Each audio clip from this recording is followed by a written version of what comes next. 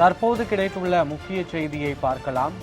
கனமழை எதிரொலியாக தென்காசி மாவட்டத்தில் பள்ளிகளுக்கு விடுமுறை அறிவித்து மாவட்ட ஆட்சியர் உத்தரவு பிறப்பித்திருக்கிறார். இதுகுறித்தான முழு விவரங்களோடு எமது செய்தியாளர் ராஜன் இணைப்பில் இருக்கிறார்.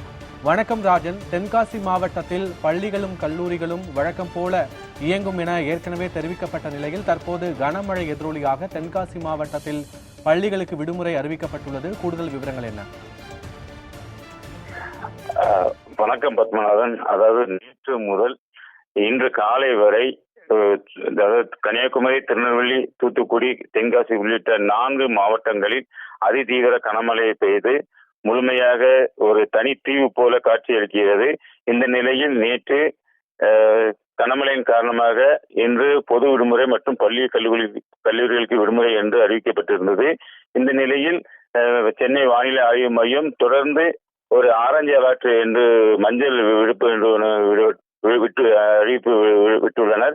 இந்த நிலையில் அதாவது இந்த மாவட்டங்களில் ஒரு சில பகுதிகளில் கனமழையும் ஒரு சில பகுதியில் மிதமான மழையும் பெய்யக்கூடும் என தெரிவிக்கப்பட்டது. இதன் ஒரு பகுதியாக மாவட்ட ஆட்சியர் கூட்டரங்கில் மாவட்ட ஆட்சித்தலைவர் துரை ரவிச்சந்திரன் தலைமையில் மாவட்ட காவல்துறை கண்காணிப்பாளர், மாவட்டத்திற்கு பிரத்யேகமாக நியமிக்கப்பட்ட அலுவலர் உள்ளிட்டோர் அனைத்து துறை, அதாவது வருவாய்த்துறை, தீயணைப்புத்துறை, வனத்துறை உள்ளிட்ட அனைத்து துறை அதிகாரிகளுடன் இன்று மாலை ஒரு கூட்டமானது நடைபெற்றது. அப்போது அந்த கூட்டம் நடந்துகிட்டு இருக்கும் போதே தற்போது தெரிவிக்கப்பட்டது, நாளை பள்ளிகள் வழக்கம் போல இயங்கும் என தெரிவிக்கப்பட்டது. ஆனால் வானிலை ஆய்வு மையம் தெரிவித்தது போல் நாளைக்கு மீண்டும் கனமழை பெய்யக்கூடும் என்பதால் தற்போது பள்ளிகளுக்கு மட்டும் விடுமுறை என்பது அறிவிக்கப்பட்டுள்ளது.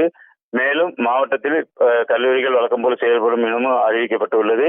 இந்த நிலையில் அரையாண்டு தேர்வு தற்போது நடைபெற உள்ளதால் அது தேதி குறிப்பிடாமல் அது அந்தந்த பள்ளி நிர்வாகம் தெரிவிக்கப்படும் என தெரிவிக்கப்பட்டுள்ளது. மேலும் நாளை பள்ளிகளுக்கு விடுமுறை விடப்பட்டுள்ளதால் இந்த தென்காசி மாவட்டத்தில் அதிதீவிர மழை பெய்யக்கூடும் என எதிர்பார்க்கப்படுகிறது. பத்மநாதன்.